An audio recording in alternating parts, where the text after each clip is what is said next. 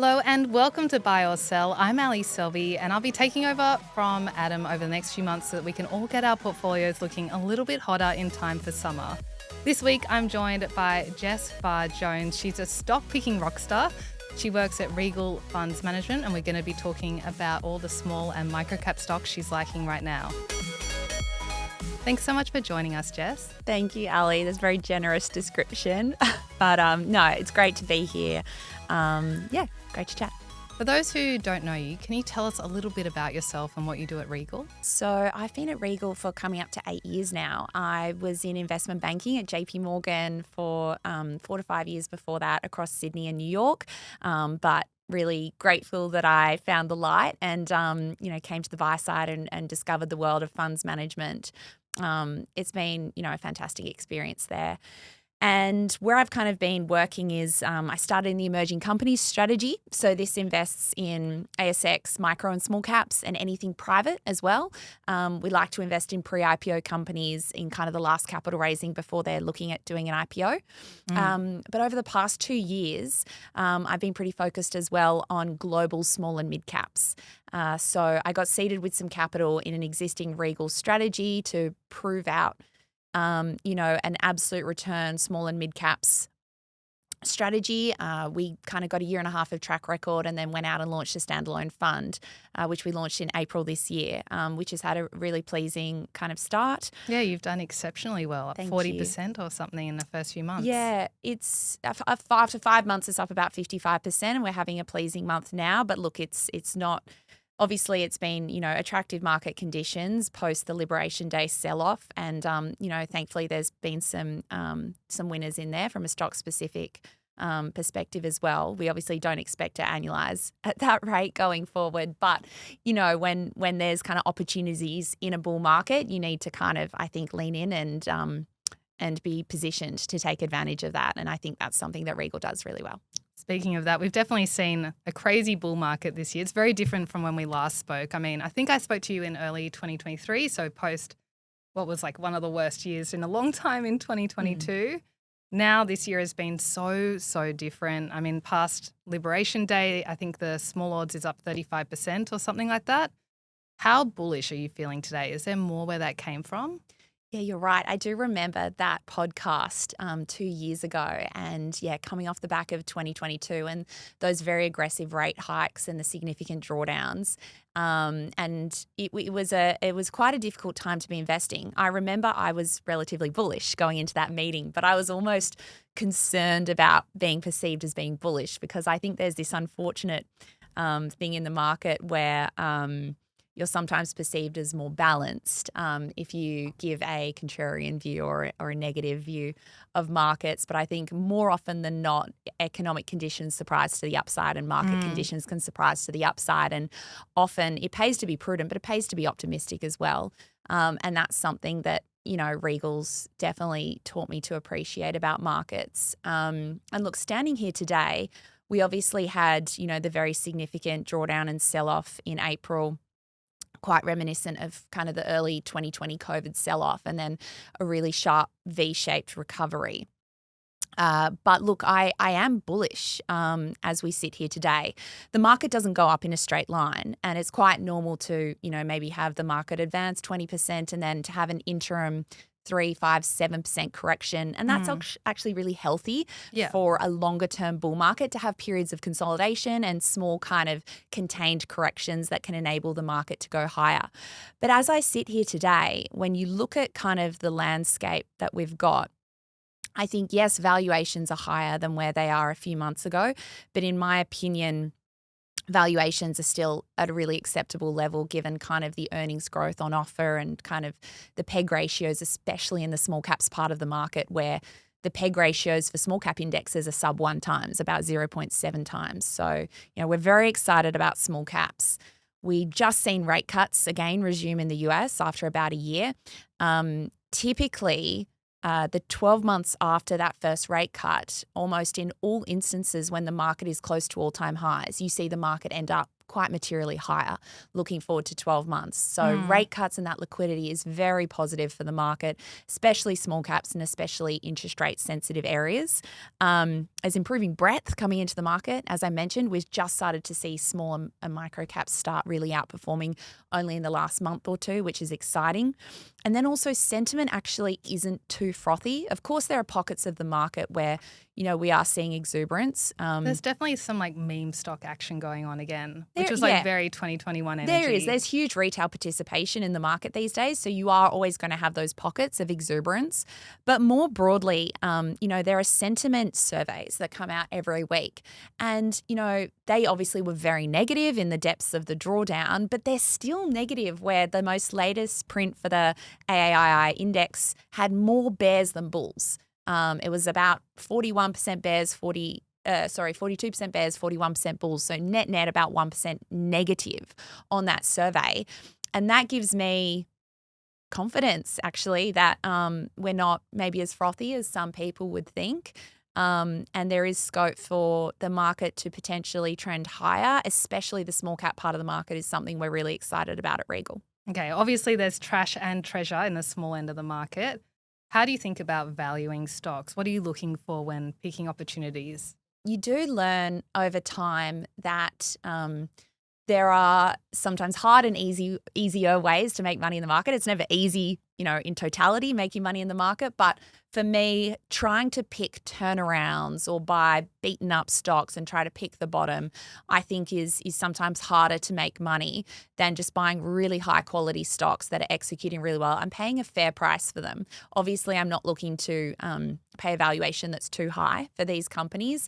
But I think, the quality is often reflected in the PE multiple.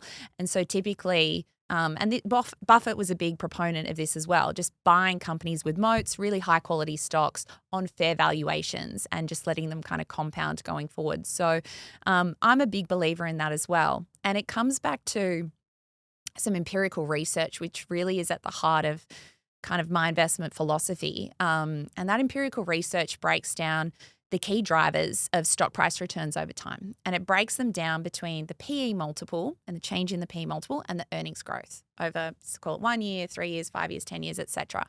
What it shows is that whilst the multiple you pay in the first year can have a 60% impact on kind of the return of the stock in that year, on any kind of mid to long-term view, it's the earnings growth that really delivers the very significant bulk of share price returns. And so I'm focused on owning the companies that I believe can deliver with the highest degree of confidence very, attractive levels of earnings growth, at valuations that I think can be maintained or potentially even re-rate higher. So that's a key focus for me. Okay, everyone makes mistakes. I've definitely made a few in my time. Regal has owned a few stakes in some high-profile blow-ups recently. What has the team learned from that? Yeah, no, you're right. It's something that, the market will always humble you. And, of course, in any highly diversified portfolio, there will be stocks that go against you all the time.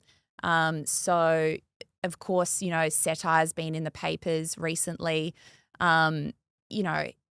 It's I think being caught up in what the management team at least says is every risk factor, that would have been highlighted in a prospectus or a research report basically simultaneously occurred in a year.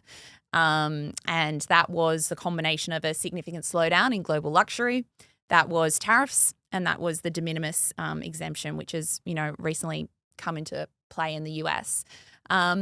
What we saw in this business, though, is it went from $20 million odd of revenue in FY20 to $740 million of revenue in 5 years. So it more than 30x the business. Revenue still didn't go backwards last year. It was flat. Revenue's never gone backwards since it's been listed, but profitability has moved around. So a key learning for me, I think, is around the business was more cyclical and the margins were more sensitive than I previously probably expected. I thought the structural cost kind of profile of the business and the huge kind of growth opportunity would hopefully mask cyclical slowdowns to an extent. But we've seen obviously these other factors can still have, a pretty big impact on margins here. So that was obviously a key lesson there. As for Opthia, that one was a stock that's been in the Regal portfolio since I think 2017, predates my time at Regal. It was a big winner for the firm in 2019. It had positive phase 2 trials. The stock went from 50 cents to $3.50. Then unfortunately we had this period of many years where it had to raise hundreds of millions of dollars in capital to fund phase 3 trials. And one thing that Regal and Phil is very good at is supporting these companies when they go and raise primary capital from the market and stepping up to the plate when companies need that capital. And those capital raising processes probably ended up in the position being larger than what would have been ideal, obviously, for a binary outcome. And so unfortunately, the trial results didn't go the way we would have hoped. I think the summary is, every trader or market participant will get trades wrong from time to time, but sizing is important, especially when it's a binary outcome. So Regal was very much on the front foot with investors, writing letters to kind of assure them that, that was acknowledged and will be kind of a change in process going forward. No, I think that's a really good lesson going forward. Okay, let's move on from some of the big picture stuff and get into some stocks, which is why everyone is here today. I know you love fintech players. What are you buying within that part of the market? Obviously, in the global portfolio, there's, a lot that we like. Names like SoFi, Dave, Robinhood, they've been, big winners for the fund. But focusing on kind of the ASX-listed exposures, two that have been big winners for the fund and two that I really like are Zip and Beforepay.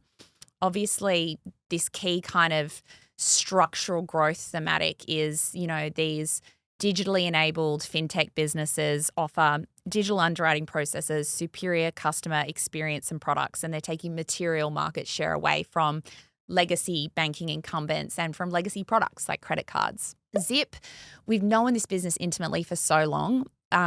We invested in the US business QuadPay. Wow. That was acquired by Zip back in 2019. So we were the first institutional investor. We invested when it was a $100 million valuation.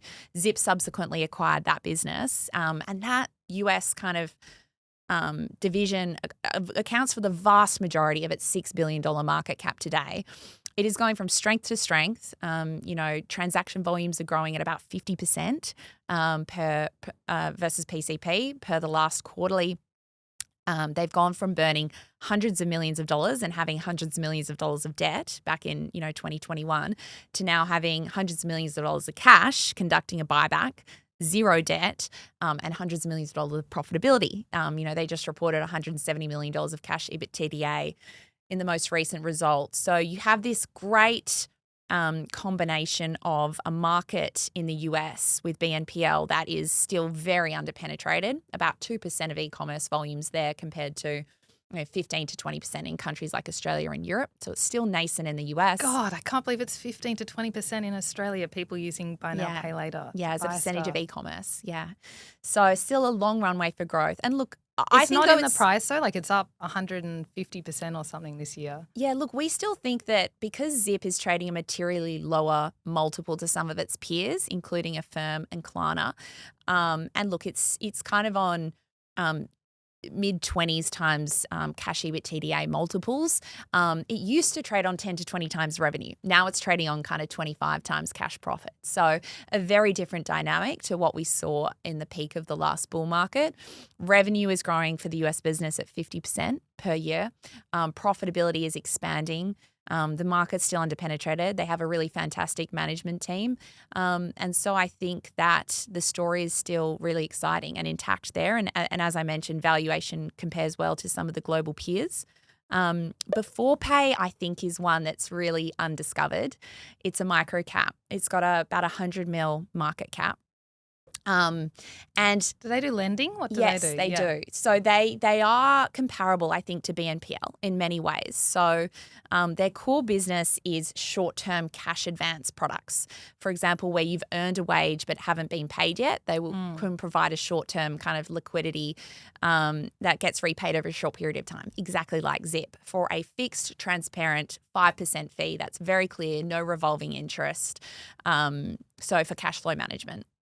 So a lot of parallels to BNPL. that lending business has decent growth and is very profitable. So they reported about $7 million of NPAT in FY25. That was up kind of 70 or 80% year on year.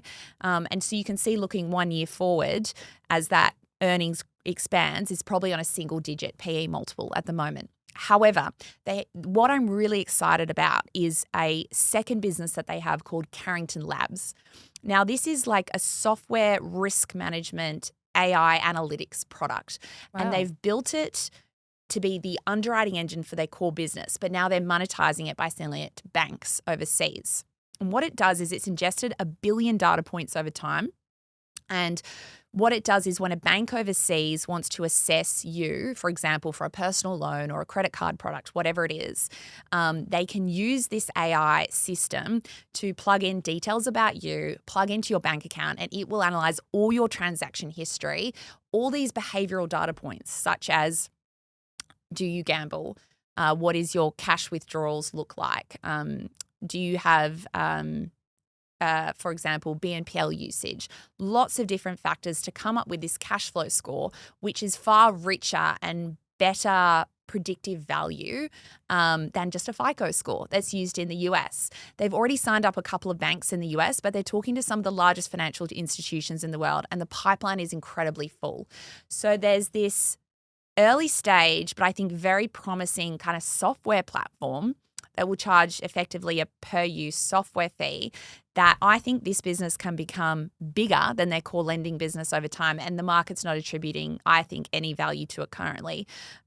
So if that kind of Carrington Labs business can get some traction, I think there's very significant upside for the share price. Is there any execution risk there if they're like expanding into this new Yeah, kind of for business? sure. Look, the CEO, he's great. He used to be very senior at Westpac. He spends a lot of time traveling to the US at the moment to engage with customers in the pipeline there. They've signed 2 or 3 customers already, so we'll start seeing some of the numbers come through, but they're smaller financial institutions. I'm really excited to hopefully get some announcements in the next 6 to 12 months about some materially larger financial institutions coming on board, and then I think we can see some really high margin, recurring software type revenues start coming through, which could really re-rate the business. Okay, speaking of software, let's talk about data centers, artificial intelligence, and related infrastructure plays. Obviously, it's been very hot to invest in those themes this year. Are you liking any stocks in those sectors? Yeah, no, I'm super excited about the AI thematic. I'm always looking at the counter view as well, though. So, I'm happy to read everything that, Elon Musk and Sam Altman and Zuckerberg say about the bull case, but I'll happily, think about the bear case too around overbuilding, etc. So always trying to remain open-minded, but I must say I'm very much in the camp of believing this is a kind of fourth industrial revolution that is going to be one of the biggest kind of opportunities, I think, in my lifetime for value creation and really interesting kind of stock picking opportunities. Most of the AI exposures are in the US, of course, across both large caps, mid caps, small caps. And that obviously includes the likes of, NVIDIA and the hyperscalers, of course, but there's a long list of ways to kind of play this thematic. Whether it's memory, networking, cooling solutions, construction, electricity contractors, it's nuclear. So there's all these different ways to play it, which is really exciting. I think there are, unfortunately, fewer of these, true AI exposures in the Aussie market. That's one of the benefits, though, of running a global fund. But 2 stocks that maybe I'll mention, briefly. I met AI Media recently. Yeah, hadn't met them for years. Anything with AI in the name, I'm like red flag, immediate red flag. But they look like they're okay. They do transcribing services. I obviously haven't looked into it deeply, but I just was immediate red flag with AI in the name. Well, they've had it in the name though since they IPO'd, which was many years ago. So it's not like they've had a sudden pivot just to suit the current narrative. Yeah, any like microcap miners with AI suddenly in the name, like exactly. People should avoid those. For sure. They've got this AI-powered captioning technology that does speech to text and also speech to speech, and they operate in a $25 billion market. When they IPO'd, they had 800 employees that were manually assisting with this transcription process that is now entirely AI automated today. The financial results look like revenue's flat because they have this legacy business, the manual service business that's in decline and going to zero. And then they have this SaaS business that's, the tech-enabled part of the business that's growing rapidly. But it's masked at the headline level because you have one business that's in decline and one business that's growing. So I think that that's kind of maybe one reason why the market hasn't realized the underlying growth in the business. But if they execute on the forecasts that they've put out to the market, I think there's enormous upside. As a former journalist, there's so many free softwares you can use to transcribe. They compete in the enterprise part of the market. So 75% of the business is with broadcasters. Government entities is significant and enterprises as well. But they really do have enormous market share in that kind of enterprise side. I think there are, more and more consumer-facing competitors. But in the enterprise side of the market, it appears that they, are doing really well. And the forecast that they've got at the moment is for revenue to go from $65 million today to $150 million by FY29. So they've put this out in the market, and for EBITDA to go from $5 million today to $60 in FY29. So look, they need to execute, obviously, to achieve that.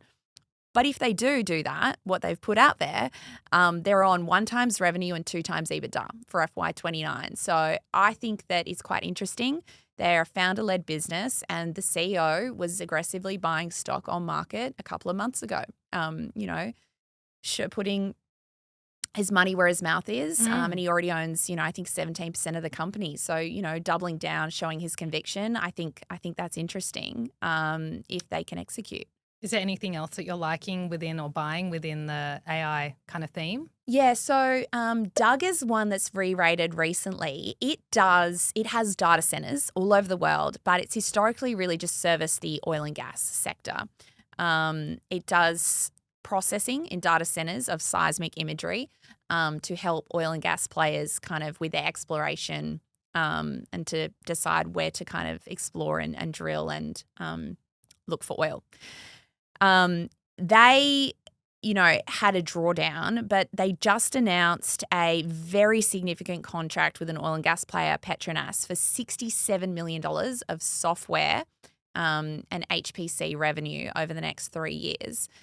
This business has now been re-rated as a result of this contract, but it's still only on 9x FY26 EBITDA and 7x EBITDA for the following year. So, this is kind of a tangential AI play where they have data centers and they have software that they obviously use to, provide superior results than competitors such as Schlumberger, who they've displaced in this contract.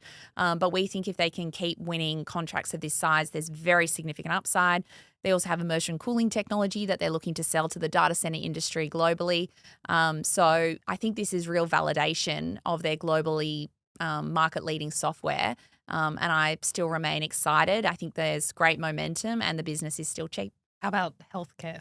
Yeah, absolutely. Again, kind of at this AI intersection of AI with healthcare, there's a stock which we went substantial on recently after kind of doubling down in the recent cap raise called Artrya. They have this very exciting AI software platform which allows cardiologists and radiologists to analyze and detect for coronary heart disease on CT scans. They've got plaque analysis. They've got flow analysis tools. They've recently got an FDA sign-off, but we think that there's another FDA approval that will come for their second product early next year. And we think that this technology is market leading. We think that it can take very significant market share away from manual reviews. They already have 3 US customers on board and 2 Aussie customers on board as well. So it is currently generating revenue.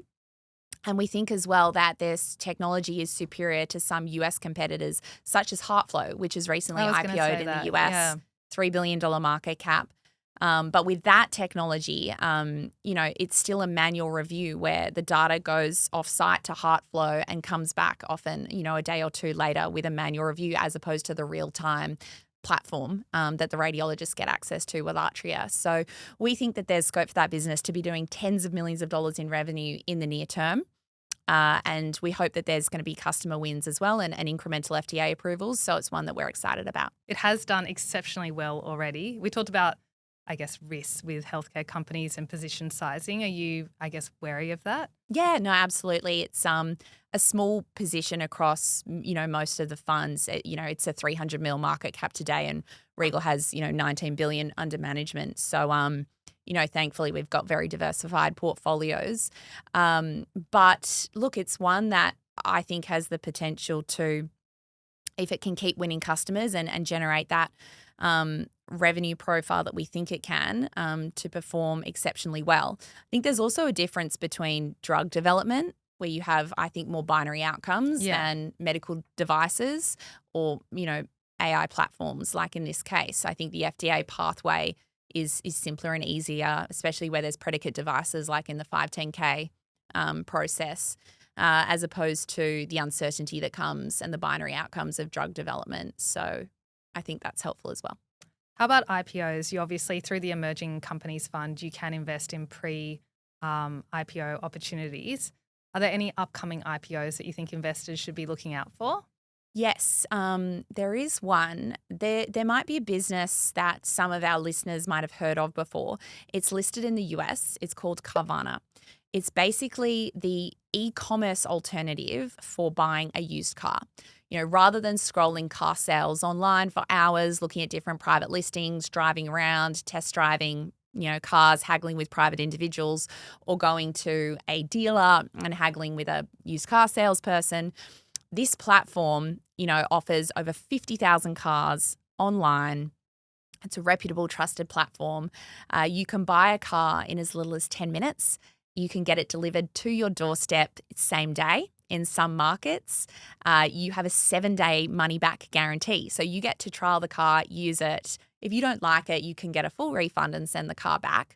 Their vertically integrated platform also means that they can offer the best prices to users because they have all the reconditioning in-house, things that dealers can't do and need to outsource to third parties. So they offer the best experience, which is just so superior compared to the typical process that you'd go through for buying or selling a used car. Now, Carvana has a 1 to 2% market share of the US market, but it's a $75 billion company. It is already the fastest growing and most profitable auto dealer in the US. So I think they've really, proven out this model that it is superior to a traditional way of buying and selling used cars. We invested in Karma, which is the Aussie version of Carvana, at the end of last year when they did a pre-IPO round, and they're looking to list on the ASX hopefully in the near term, maybe as soon as next month. So, that the valuation hasn't been set yet, so TBD, but I think it's a fantastic business model, excellent founders, and I'm, really excited about kind of the growth trajectory of that business. And Australians love like classified style businesses, anything that's like REA Group or car sales, I'm sure. Well, speaking of REA Group, I think this is really exciting as well. The CEO of REA Group, Owen Wilson, he's recently left and he heard about Karma. He thought, this is so exciting, so interesting. I'm going to be the chair of that business. Wow. So that's his current gig post REA. He sees a lot of similarities, I think, between REA when it was in its more embryonic phase of having, this fantastic consumer product and going on that growth journey. I think he sees a lot of similarities, to paraphrase what he's kind of said to me, between REA earlier on and the superior customer experience that you can get from a business like Karma as well. So really exciting, and I think a great kind of validation for the business to have him come on board. Okay, I definitely need to keep a note of that company and wait with bated breath and see what happens. It sounds like you're very bullish right now. You've been saying a lot of things that you're buying. Is there anything that you've sold out of recently that you're not liking anymore? Look, we're a long short fund. So, of course, we're always expressing our biases around companies that we like and don't like. We, obviously tend not to talk about our shorts publicly. But I'll give you an example, though, of a company that I was long and I still think is a fantastic company. But the reason why I sold, I did have a small position in Xero, the cloud accounting software provider, earlier this year. I think it's a fantastic business, and I did see it as one of those bottom drawer stocks that you can just hold and own for 5 to 10 years. However, the reason why I did trim and sell that position eventually was just the M&A that they did. I think they've had an incredible track record and this incredible proven organic growth journey that they've been on. But they raised about $2 billion earlier this year to go and acquire a US business called Melio. And the thesis is about combining accounting software functionality with HR and payments as well to create kind of an all-in-one solution. And so they wanted to acquire some of that functionality by buying a player in the US markets. I am wary when it comes to M&A in the public markets because, typically that has been the cause of, potentially share prices underperforming when, M&A acquisitions turn out not to be maybe what the company thought that they were engaging with. So I'm wary as a starting point sometimes when it comes to very large scale M&A. I think bolt-ons is kind of a different story. But one of the reasons why I didn't love this one is they paid about $2.5 billion for a business that was doing 150 million US of revenue. They paid over 13 times revenue for this business. The gross profit margins of Xero were about 90%, but they were about 20% for this business that they were buying. So very dilutive at the gross profit level. But this business was also losing a lot of money at the EBITDA and free cash flow line. So the pro forma accounting was going from making well over $600 million of EBITDA to about $500 million of EBITDA on a pro forma basis, and going from a rule of 44% company to a rule of 37% company. And I thought, look, maybe some shareholders will take a really long-term view and say if they can execute well and the synergies come through, this will be accretive in the long term and a fantastic play to get that foothold into the US market. But another part of me saw that they were paying a pretty big multiple for a business that was dilutive to earnings and free cash flow. And I thought there's maybe a constituent of the shareholder base that's not going to love this setback in profitability. They only did their first statutory profit in FY24. Has it been the right decision selling? Actually, I haven't looked at Xero's share Yeah, price look, in ages. the share price did trend lower and went through issue. So I guess in the near term, yes. I still think, Xero is an incredible business and can perform well going forward, but you always have to look at opportunities on a relative basis. And so there are lots of other software or technology stocks that I can own. And for me, I kind of just made the decision that, based on paying a very significant amount for this acquisition that's dilutive in the near term, it wasn't one that I needed to own today. I was reserved the right, of course, to change my mind. And I'm sure maybe at some point, if I'm still investing in years to come, I'll be owning Xero at some point again in the future. But that's an example, I guess, of a stock where based on M&A, I decided to rotate into something else. Okay, Jess, last question for today. Back 2 years ago when I interviewed you back at my old shop, I asked you about a stock that you'd back for the next 5 years if you could only own one stock and one stock alone. You said Iris Energy. That stock is up like 580% over the last few years. I was hoping you could pick another stock today. It's something that you think could be an incredible growth opportunity. What stock would that be? A thematic that I am very convicted on, have been for a while, but increasingly remain convicted on is this AI fourth industrial revolution that is going on at the moment. I wanted to read out a few quotes because to me they are just mind-boggling.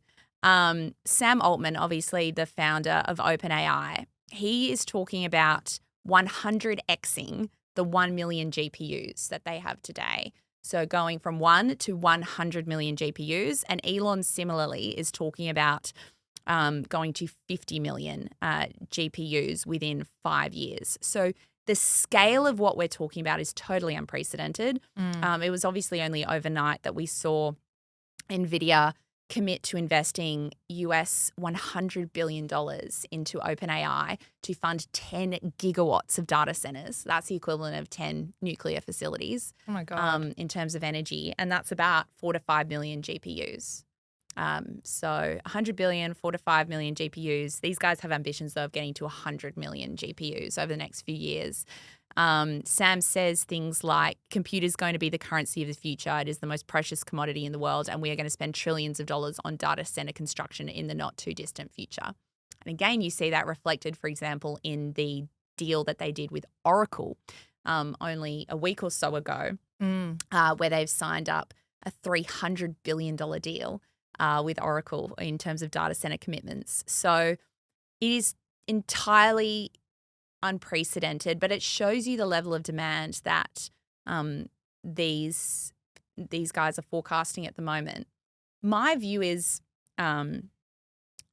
whilst there might be imbalances potentially in supply and demand and, the construction of all this infrastructure over the next few years, if you believe what these people are saying, and if you think that the end goal in 5 to 10 years is that we'll get to artificial general intelligence or super intelligence, and the incredible unlock that is in terms of productivity, technology, whether it's drug development, whether it's military applications, the ROI from all this spend will be almost infinite if we can get to super intelligence within 5 to 10 years.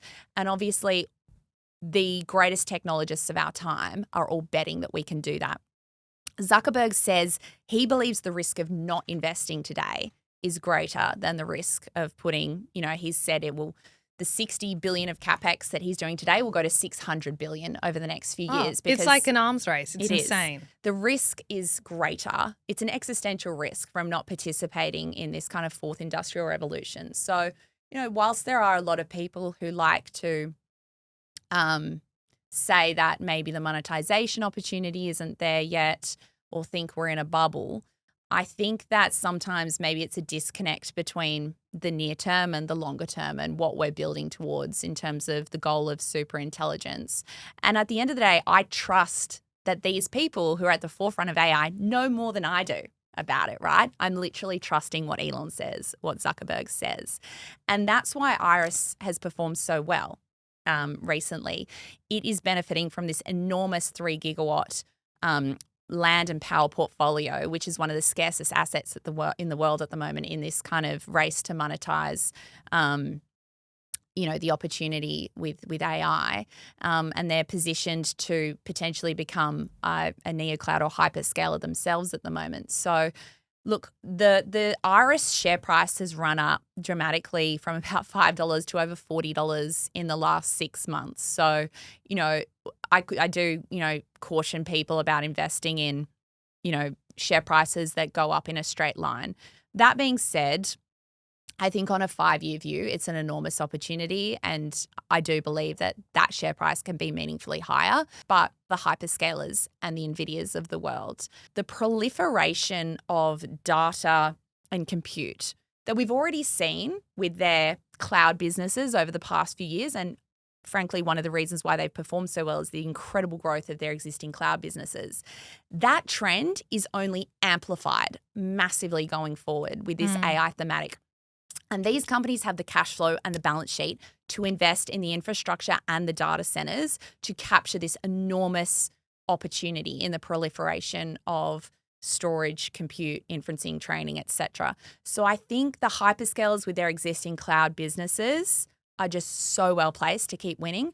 And of course, NVIDIA, incredible company, as we can see from the fact that, OpenAI will be buying another 5 million chips from them as part of this new deal, and they're going to sell about 5 million GPUs in total this year.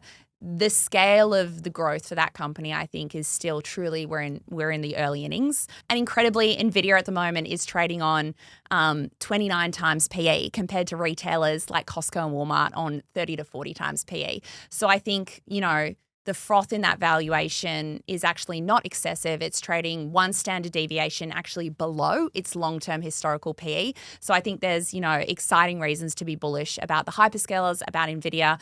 And given they're the biggest stocks in the index, that's good reason as well to be bullish the entire kind of S&P 500 index going forward as well, because they're the biggest constituents and they're going to drive that index significantly going forward. Okay, well, thank you so much, Jess, for your time today. I really enjoyed it, and I hope you enjoyed it too.